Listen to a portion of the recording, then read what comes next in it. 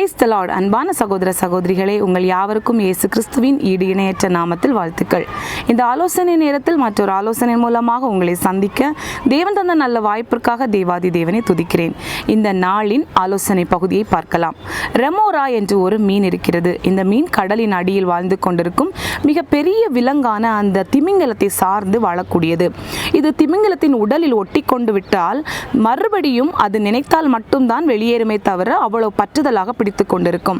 சில நேரங்களில் கடலில் செல்கின்ற போட் ஷிப்பில் கூட அடியில் ஒட்டிக்கொள்ளும். இவ்வாறு அது ஒட்டிக்கொண்டால் சில நேரங்களில் அந்த கப்பலின் வேகத்தை கூட இதனால் தடுத்து நிறுத்த முடியும்.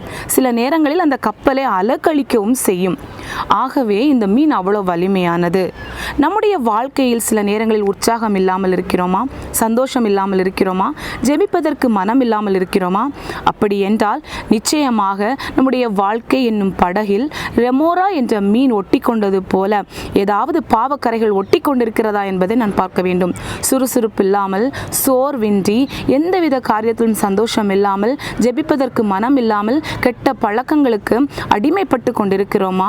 நிச்சயமாக நாம் சரி செய்ய வேண்டும்.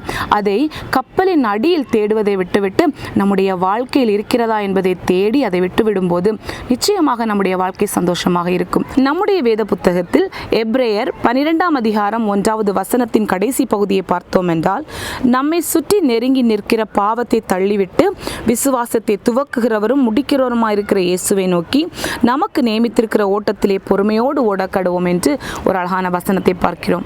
ஆம் அருமையானவர்களே, நம்மை சுற்றி இருக்கிற பாவ கரைகளை நாம் விட்டு விடும்போது, நமக்காக தேவன் வைத்திருக்கிற இலக்கை நோக்கி நாம் ஓடும்போது நிச்சயமாக நாம் அதில் வெற்றி பெற முடியும். நம்முடைய வாழ்க்கையில் ரெமோரா ஒன்று இருக்கிறதா?